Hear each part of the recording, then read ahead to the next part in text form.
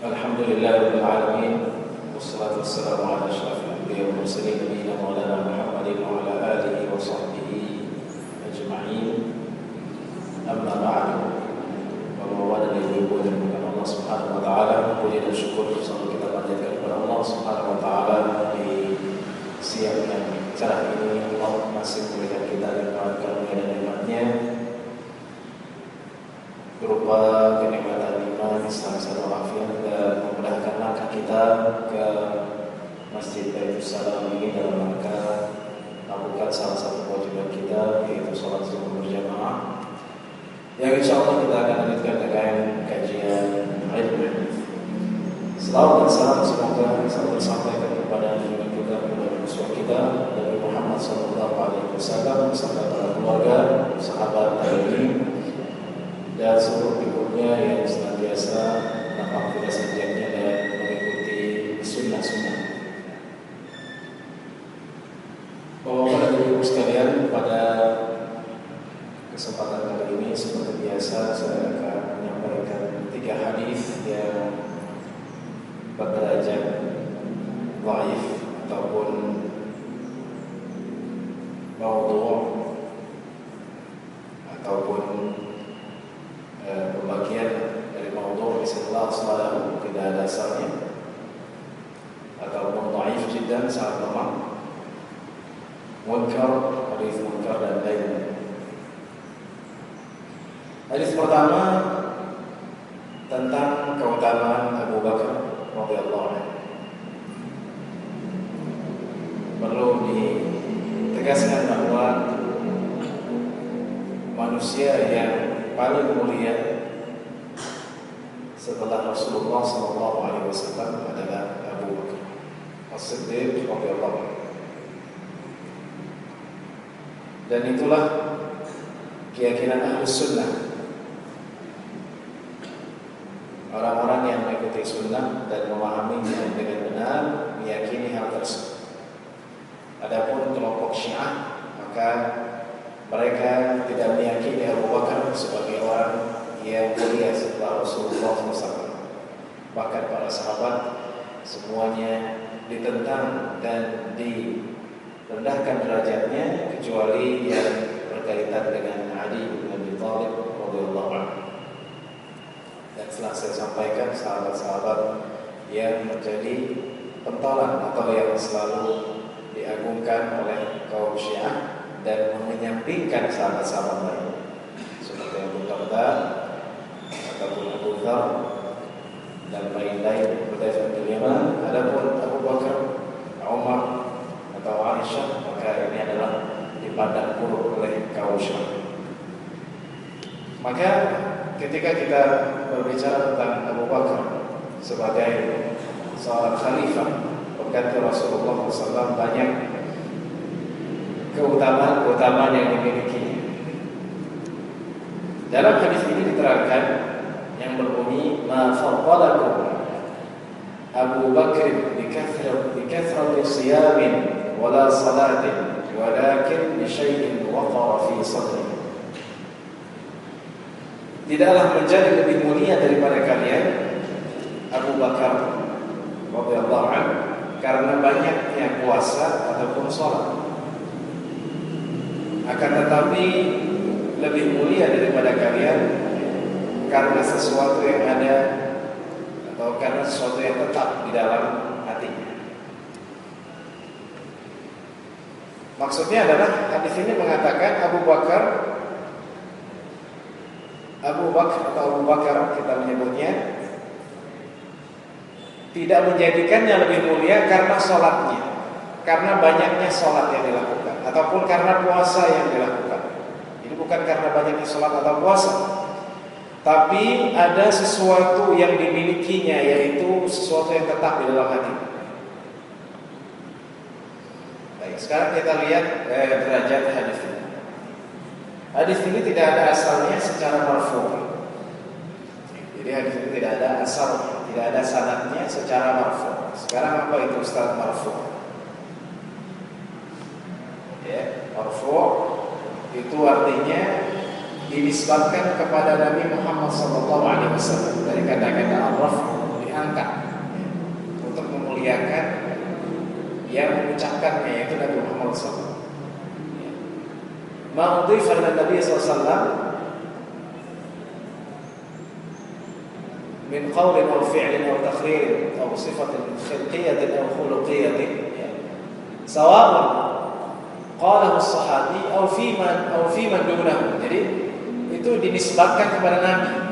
Perkataan itu dinisbatkan, disandarkan kepada Nabi Muhammad SAW, baik yang mengatakannya itu sahabat ataupun yang di bawahnya.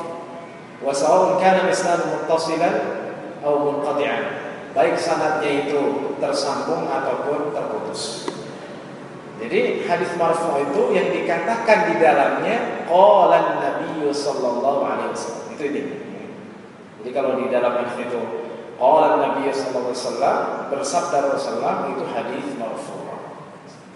Baik sanadnya itu terputus ataupun tersambung, baik yang mengatakannya sahabat ataupun yang setelah sahabat.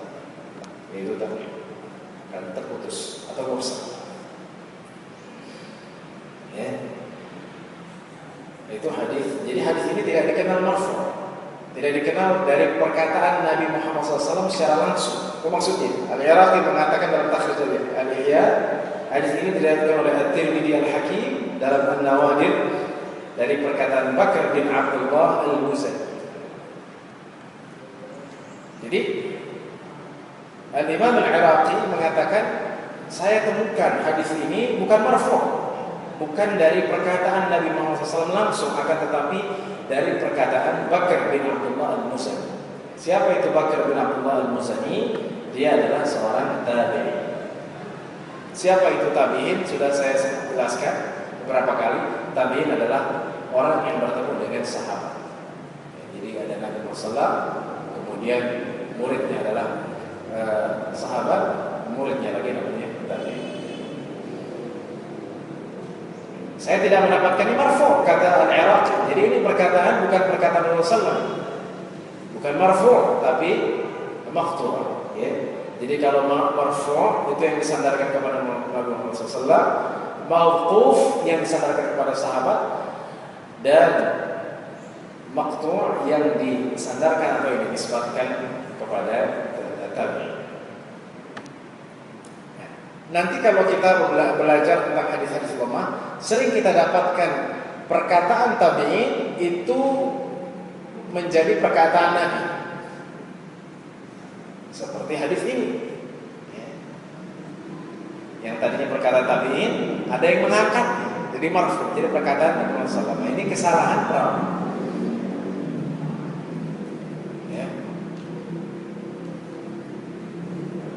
Kesalahan. Jadi di sini At-Tirmidzi Al-Hakim bukanlah Al-Imam At-Tirmidzi. Jadi ada At-Tirmidzi Al-Hakim dan ada Al-Imam At-Tirmidzi yang mempunyai Jami', Al-Jami', Al-Jami' karya beliau atau Sunan At-Tirmidzi. Tirmidzi Al-Hakim namanya Muhammad bin Ali bin Al-Hasan bin Bishr At-Tirmidzi, termasuk dari kaum Sufi yang mempunyai kitab Khatm al-Wilayah dan Ilal Asy-Syari'ah. Kalau At-Tirmidzi yang punya sunan namanya Muhammad bin Isa, Muhammad bin Isa bin Sawar At-Tirmidzi. Sedangkan ini namanya Muhammad bin Ali bin Al-Hasan bin Bishr At-Tirmidzi. Keduanya berbeda. Yang satu adalah ahli hadis, yang ini adalah sufi.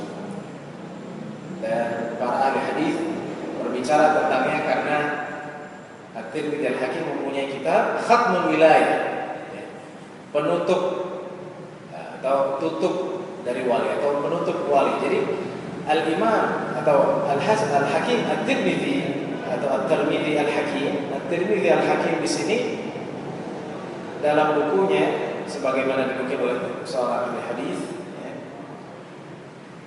beliau meyakini adanya penutup wali. Jadi kalau Nabi ada penutup, wali juga ada penutup. Jadi khatamul awliya. Oleh sebab itu ulama berbicara tentang agamanya dan kefiqahannya dalam arti di sini keyakinan apakah beliau berupang atau tidak. ya. Sehingga Tirmidzi al-Hakim sendiri ya dari segi agamanya dipermasalahkan karena mempunyai keyakinan khatamul wilayah ya. Jadi khatamul auliya, jadi penutup para wali. Baik, jadi hadis ini adalah bukan perkataan Nabi Muhammad SAW yang marfu', ini adalah perkataan Bakar bin Abdullah Muslim.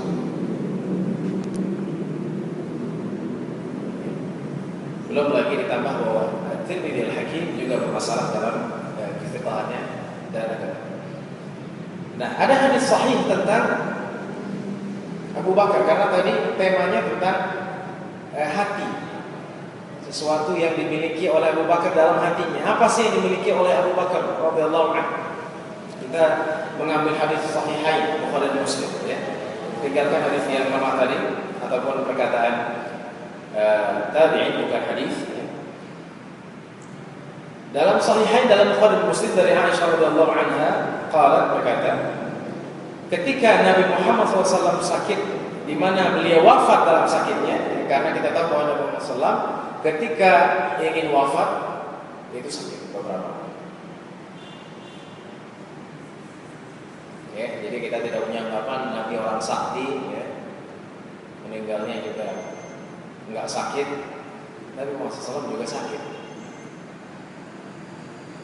Dalam hadis Rasulullah yang sahih, ya, tidaklah menimpa seorang Muslim dari satu musibah pun sampai duri yang melukai dirinya. Dirinya kecuali Allah akan mengampuni dengan musibah itu dari kesalahan. Ini kalau orang sakit itu pengampunan bagi kesalahan. Ya, ada orang yang Ustaz, ada orang yang stroke berbulan-bulan di rumah sakit. Apakah itu pengampunan? Bisa jadi bagi banyak dosanya Allah ingin mengampunkan dosanya di dunia di surga. Jadi Rasulullah juga sakit ya, seperti manusia biasa. Bukan manusia sakti dalam arti tidak pernah sakit. Nah, ketika Rasulullah sakit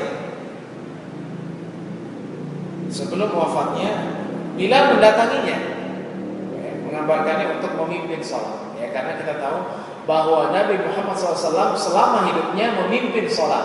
Tidak ada yang memimpin kecuali beliau SAW. Ya. Jadi bahasa kita mungkin imam tetap.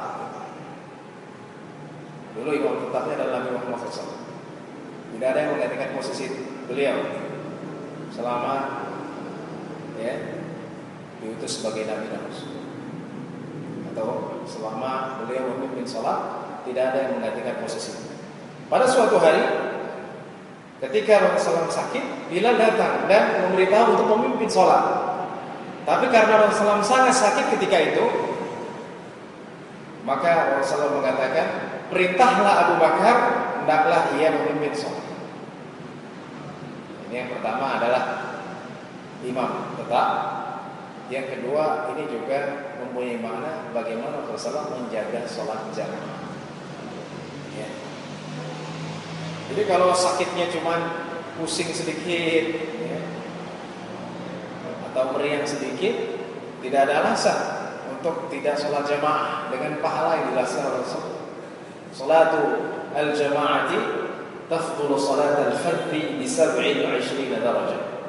Salat berjamaah hadis sahih, ya, melebihi sholat sendiri dengan 27 derajat. Dalam riwayat lain, salatul jama'ati tad'uf ala salatil fardi bi 25 dhifan. Jadi sholat berjamaah itu melebihi sholat sendiri dengan 25 kali lipat. Jadi di sini Rasulullah tidak bisa memimpin sholat, atau tidak bisa mengikuti jamaah itu sendiri karena sakit yang dialami. Sakitnya sudah berat. Maka diperintahkanlah, ya, disuruh kepada Bilal agar menggantikan posisinya yaitu Abu Bakar. Suruh beliau agar memimpin sholat. Ketika itu ada Aisyah radhiyallahu anha yang beliau adalah anak dan tahu betul tentang karakter ayah. Beliau mengatakan,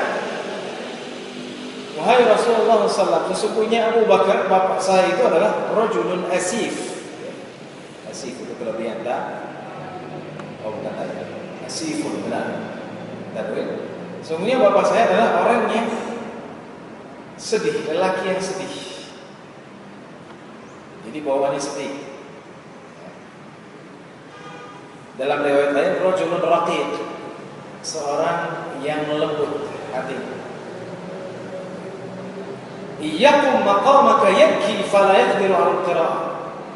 Kalau bapakku itu menggantikan posisimu ya Rasulullah, beliau pasti menangis dan tidak bisa membaca. Nah, ini keutamaan Abu Bakar, yaitu memiliki hati yang lembut.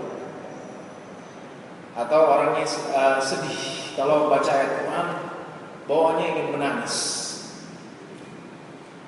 Ya. Nah ini kita kembali kepada diri kita. Pernahkah ketika kita sholat ingin menangis? Ya. Seperti misalnya kita menangis kebakaran rumah, ataupun hartanya diambil orang, ataupun orang tua kita meninggal. Pernahkah ketika sholat kita merasakan bahwa diri kita betapa dekatnya kepada Allah sehingga kita menangis?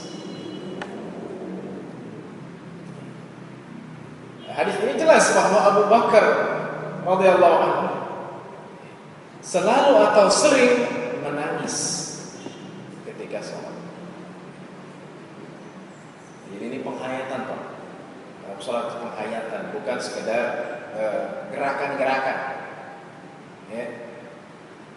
Walau dolim, amin, kenceng-kencengin amin ya, karena Rasulullah mengatakan barang siapa yang aminnya sama dengan aminnya malaikat, maka ya, dia akan mendapatkan yang dia inginkan. Tapi tidak memaknai, betul itu betul, ya, baca amin. Tapi tidak memaknai sehingga sholatnya tidak mempunyai makna. Nah, inilah mengapa Abu Bakar radhiyallahu anhu melebihi umat atau sahabat lainnya dan umat setelahnya, yaitu dengan kelembutan hatinya, dan bahwasanya beliau ketika sholat selalu ingin menangis, hatinya lembut, ya, kekhusyuannya dalam sholat. Dan juga Rasulullah SAW memerintahkan Abu Bakar untuk menggantikan posisinya dalam sholat. Bukan Ali bin Abi Thalib, ya. Karena orang Syiah bilang ini hadisnya palsu, ya. Dan ini sebenarnya katanya bukan perintah untuk menggantikan posisi dalam pemerintahan, tapi dalam sholat saja. Itu pun katanya Abu Bakar tidak mampu sholat karena nangis-nangisan dalam sholat. Jadi sebegitu bencinya kaum Syiah kepada Abu Bakar sehingga mereka menafikan hadis sahih ini dan mengatakan bahwa hadis ini tidak menunjukkan Abu Bakar sebagai orang yang mulia setelah Nabi Muhammad SAW. Ya. Dinafikan. Ya. Abu Bakar ini dua, tsaniyatnain, yang kedua, selalu yang kedua. Yang pertama, tsaniyatnain fi shalah. Yang kedua dalam memimpin sholat. Ya, ketika Rasulullah sakit, maka yang diberikan adalah Abu Bakar. Kemudian tsaniyatnaini yang kedua di mana? Fil ghar. Di gua. Di gua Sur. Di gua Sur. Jadi yang menemani Rasulullah adalah Abu Bakar. Tsaniyatnaini sebelumnya Rasulullah juga ditemani oleh siapa ketika hijrah? Oleh Abu Bakar. Tsaniyatnaini yang kedua.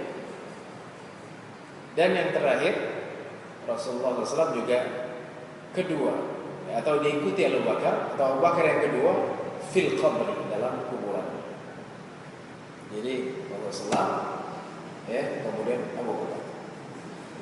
Ini jelas sudah cukup, ya, menepis bantahan bahwa Abu Bakar bukanlah orang yang mulia setelah Rasulullah SAW. Kemudian Aisyah berkata lagi, Seperti yang tadi, wahai Rasulullah, kalau bapakku memimpin sholat nanti menangis. Rasul mengulangi, suruh untuk sholat dan memimpin sholat. Aisyah mengulangi lagi, sehingga Rasulullah ketika itu marah, ya, dengan nada keras. Inna kunna sawahibu Yusuf. Engkau adalah seperti pendampingnya Yusuf, yaitu Zulaikha.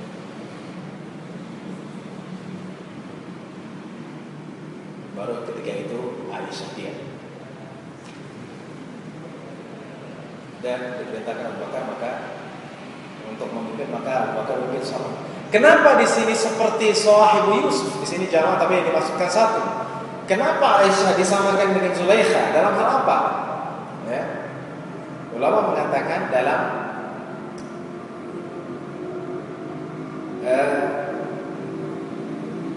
perkataan di sini atau tidak sesuai dengan yang di dalam hati. Maksudnya bagaimana? Maksudnya Aisyah bukan bermaksud bahwa bapak saya jelek atau bapak saya menangis. Bukan itu maksudnya. Ya. Bukan ingin menjatuhkan derajat bapaknya, tapi maksudnya agar para sahabat nanti tidak suka, agar mereka tidak suka. Kalau nanti Abu Bakar sholat karena nangis, maka para sahabat menjadi yakrah, menjadi tidak suka. Sama seperti Zulaikha ketika mengumpulkan para orang-orang yang ada di mana? Di dalam istana. Perempuan-perempuan dikumpulkan, ya, mereka suruh bawa pisau dan buah-buahan. Jadi Zulaikha bukan memaksudkan dengan perkataan kumpulkan perempuan-perempuan yang di sana, mereka bawa pisau dan bawa buah-buahan untuk memotong buah-buahan supaya dibikin koktail atau buah, ya, buah campur, bukan. Tapi maksudnya adalah Zulaikha untuk memperlihatkan kepada mereka Yusuf alaihissalam. Jadi ada maksud, ya, bukan maksudnya itu adalah memotong buah-buahan saya, tapi ada maksud di sini agar mereka nanti diperlihatkan Yusuf alaihissalam ketika Yusuf alaihissalam lewat, ya, bukan apel yang dipotong tapi jarinya yang dipotong, ya, itu karena menunjukkan betapa gantengnya Yusuf. Makanya kalau mau punya anak ganteng, baca surat Yusuf. Kalau punya anak cantik, baca surat Maryam. Ternyata lahir anaknya hitam seperti bapak. Itu faktor gen. Ya, jadi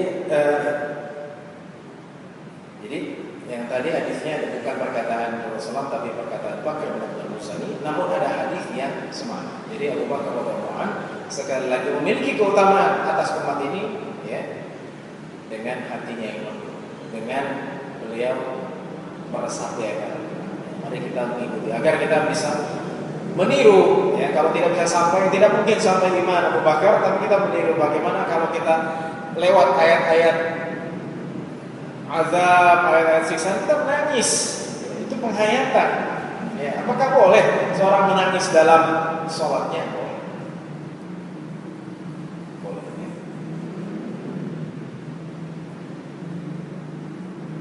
Itu yang pertama. Yang kedua adalah masih berkaitan dengan iman. Cuma di sini dikatakan laisa al-imanu bit-tamanni wala bit-tahalli walakin ma waqara fil qalbi wa saddaqahu al-fi'l. Iman bukanlah angan-angan ataupun yang menghiasi diri secara lahiriah, akan tetapi iman adalah yang tetap dalam hati dan dibenarkan diaplikasikan dengan perbuatan. Jadi iman itu bukan angan-angan. Saya pengen masuk surga, kayak orang angan-angan mau dapat rezeki nomplok gitu, nggak bisa. Saya pengen ketemu para nabi, tapi dia tidak pernah beramal, angan-angan belaka, ya. Bahkan bikin status dalam Facebook atau yang lainnya, ingin mimpi, ya, bertemu dengan Allah di surga, ingin mimpi masuk surga, tidak bisa dengan angan-angan. Ya. Ataupun dengan tahalli. Tahalli di sini artinya menghiasi diri secara lahiriah, ya. Tahalli dari kata bahasa Arab dari dari hul, huli, hilya, huli, hulya itu satu kata yang artinya perhiasan, perhiasan perempuan. Jadi bukan dengan lahiriah kita menjamin kita masuk surga. Contohnya bagaimana Ustaz? Contohnya min athari sujud, ya, tanda sujud, ya. Itu Pak Ustaz ada orang jidatnya hitam. Saya juga pengen hitam kayak dia. Akhirnya digosok pakai batu biar hitam.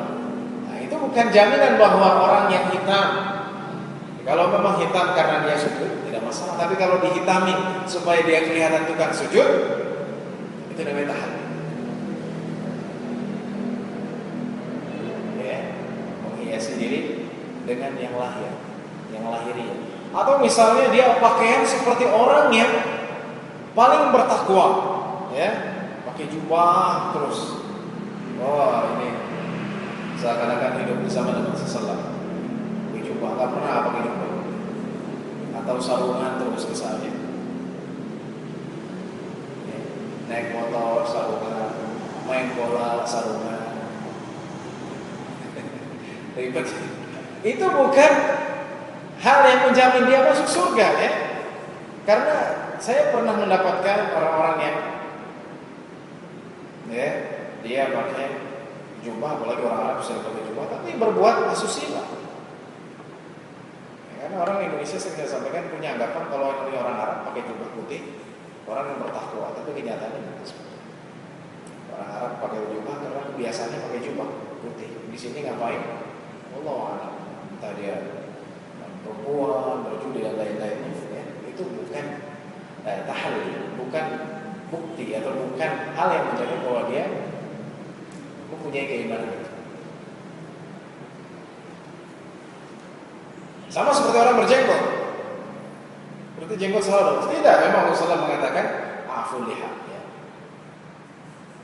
Biarkan jenggot. Tapi bukan, jangan sampai orang yang berjenggot, ya, ingin mengikuti sunnah betul, tapi dengan jenggotnya justru malah dia melakukan penipuan. Ada tukang daging, oh jenggotnya panjang, tapi bohong. Dia nggak malu sama jenggotnya. Yang dia katakan ini adalah bukti dia begitu sunnah. Iya, tapi itu bukan semuanya. Jadi harus saddaqahul fi'lu, ya, harus diaplikasikan dengan perbuatan. Nawaqara fil qalbi, ya, dan juga di dalam. Baik, hadis ini diriwayatkan oleh Ibnu Najjar dan Ad-Dailami dalam Musnad Al-Firdaus. Jadi Ad-Dailami Musnad Al-Firdaus, Al-Qadha'i Musnad Asy-Syihab. Buku-buku ini adalah buku yang bisa dikatakan kebanyakannya hadis-hadisnya lemah. Ya, jadi kalau Sunan At-Tirmidzi banyak yang sahih, tapi ada juga yang lemah. Tapi kalau sudah Musnad Asy-Syihab, kemudian Ad-Dailami Musnad Al-Firdaus, itu rata-rata hadis. Al-Munawi dalam Fath Al-Qadir menukil perkataan Al-Ala'i hadis munkar, menyendiri dengan hadis ini Abdul Salam bin Saleh Al-Abid. An-Nasai mengatakan matruk, ya. Jadi hadis munkar itu hadis yang di dalamnya ada perawi yang sangat lemah, atau perawi yang sering menyalahi para thiqah, orang-orang yang lebih terpercaya atau orang-orang yang terpercaya. Nah, kalau ada satu hadis itu diriwayatkan oleh seorang yang dia tidak terlalu thiqah, itu perlu dicurigai. Apalagi orangnya sangat lemah. Itu kaidahnya. Kalau ada orang menyendiri dengan hadis tapi dia thiqah, nggak masalah. Tapi kalau ada orang perawi meriwayatkan satu hadis, dia menyendiri, nggak ada yang ngikutin. Ya, kalau dalam situ ada mutaba'ah dan syawahid, ada yang ngikutin dari jalan yang ini, dari jalan yang itu, sehingga bertemu dalam gurunya atau guru-gurunya. Itu ada dalam hadis. Kalau dia sendiri, kemudian dia statusnya fihi layyin atau fihi dha'af, agak lemah, itu perlu dicurigai. Enggak ada yang ngikutin. Apalagi dia munkar atau matruk. Udah jatuh hadisnya. Karena matruk adalah yaitu perawi yang tertuduh dengan melakukan dusta, ya Pak. Sekali lagi saya jelaskan perbedaan matruk dengan maudhu'. Palsu dengan matruk, ya. Maudhu' dengan matruk. Maudhu' itu di dalam hadis yang di dalam sanadnya ada perawi yang memang pembuat hadis palsu. Ya. Sedangkan kalau hadis matruk itu ada di dalam sanadnya atau rangkaian perawinya ada perawi yang dia tertuduh melakukan apa? Melakukan pemalsuan. Karena dia sering bohong, setiap hari bohong. Tapi dia memang belum terbukti membohongi hadis Rasulullah, ya, belum pernah buat satu hadis palsu karena dia sering bohong setiap hari ataupun sering dia lakukan dalam percakapan manusia, maka dia tertuduh melakukan kedustaan dalam percakapan Rasulullah SAW dalam hadis. Ya, Ibnu Adi mengatakan telah ijma' atas kedhaifannya diriwayatkan dari Al Hasan Al Basri berkata. Nah, jadi hadis ini ternyata ada yang meriwayatkannya, tapi bukan dari Nabi Muhammad SAW, tapi dari Hasan Al Basri. Jadi ini perkataan tabi'in, bukan perkataan Nabi Muhammad SAW. Ya. Ada satu hadis yang semakna dengan ini. Ini berkaitan ketika Rasulullah menjelaskan tentang persaudaraan. Ini hadisnya panjang, cuma saya terjemahkan potongannya. La tahasadu, jangan kalian hasad, jangan kalian tanajush, ya. Saling curang, kemudian saling membenci, saling membelakangi atau membeli yang telah berakad untuk dibeli, kita beli. Padahal sudah sepakat ya karena harganya lebih mahal, ya udah kamu aja yang beli ya. Jadilah hamba Allah yang bersaudara. Terus orang muslim adalah saudara muslim lainnya, tidak menzaliminya, tidak memakzulkannya, ya, tidak memakzulkan, bukan memakzulkan dalam arti mencopot dalam jabatan. Makzulkan ini luas. Makzulkan artinya meninggalkannya, kemudian benar-benar menjauhkannya. Kemudian tidak mendustakannya, tidak menghinanya. Ini hak-hak persaudaraan atau yang diperhatikan bersama. Kemudian Rasulullah mengatakan takwa itu di sini, mengisyaratkan kedadanya tiga. Takwa itu di sini, takwa itu di sini, takwa itu di sini. Itu berkaitan dengan Allah. Jadi artinya apa? Artinya tidak cukup dengan penampilan. Ya. Belum tentu penampilan seperti kiai atau habaib dia lurus dalam jalan Allah.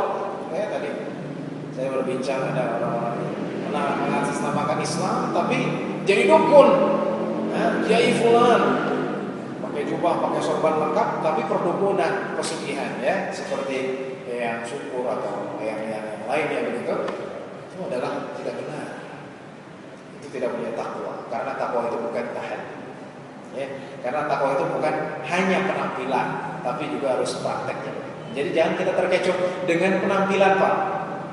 Ya, kadang kita lihat, wah ini ustaz, nggak mungkin dia pakai peci begitu, punya keyakinan yang salah. Ternyata dia keyakinannya salah, syirik, kidahnya nggak jelas, atau fatwanya menyesatkan orang. Jadi bukan patokan.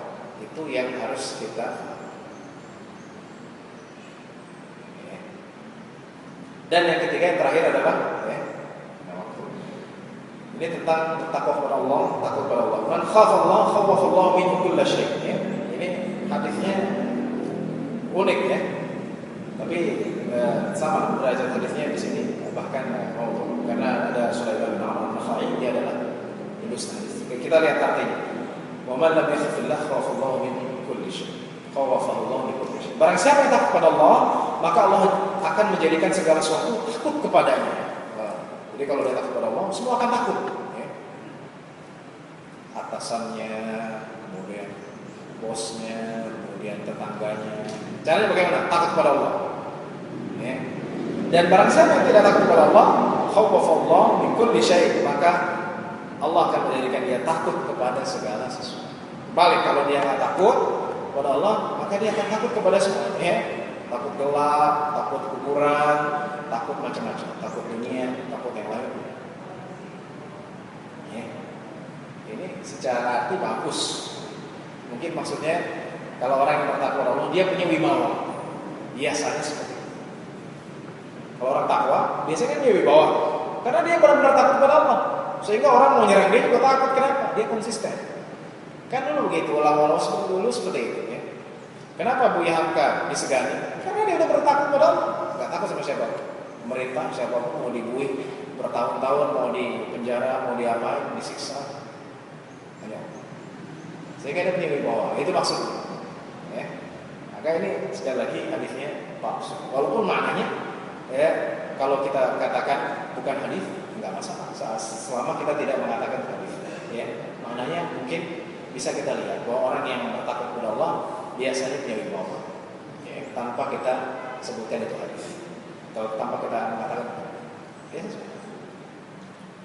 Nah ini ada dalam Al-Quran Fussilat 33:1 ya, dengan ayat ini bahwa orang-orang yang mengatakan Tuhan kami adalah Allah, ya, Al-Quran, innal ladzina qalu rabbuna Allah tsumma istaqamu tatanazzalu 'alaihim malaikatu alla takhafu wa la tahzanu. Nah ini adalah orang istiqomah. Jadi orang-orang yang mengatakan Tuhan kami Allah, kemudian mereka istiqomah, ya, selalu dalam jalan yang lurus yang diinginkan Allah. Maka malaikat turun dan mengatakan jangan kau takut, jangan kau bersedih. Nah itulah istiqomah. Ya, orang-orang istiqomah dia tidak pernah akan takut, ya, mau pada siapapun, pemerintah, atasan, ataupun orang di sekitarnya, ataupun orang-orang yang mengecamnya, teror dan lain-lain, karena dia benar-benar istiqomah. Ini adalah ajaran yang hak, yang benar, dia tidak akan takut. Ya. Nah, itu janji Allah Subhanahu wa Ta'ala dan berdoa dengan surga yang dijanjikan kepada kami adalah pelindungmu. Ya. Jadi merasa bahwa yang melindungi aku itu adalah Allah. Ini penting. Waduh, yang melindungi saya adalah bos saya, ya. Kalau saya nggak dibela bos, ya udah nanti saya keluar dari pekerjaan. Nah itu yang kita mungkin, ya, belum sepenuhnya memiliki. Ya. Waduh, nanti saya bagaimana kalau keluar dari kantor ini? Nanti anak saya makan apa? Ya. Padahal kita benar-benar ketika kerja memperjuangkan kebenaran, kejujuran, kemudian kita dikeluarkan. Jangan takut, Allah adalah pelindung kita.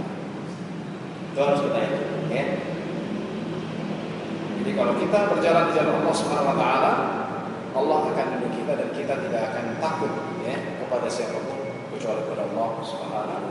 Dengan demikian selesailah kajian ilmu hadis pada kesempatan kali ini. Semoga Allah melapangkan keimanan dan istiqamah kita dan menjadikan kita hamba-hamba yang selalu menghayati dan berbunyi dan memahami ayat-ayat Al-Quran dan semakin khusyuk dalam sholat kita.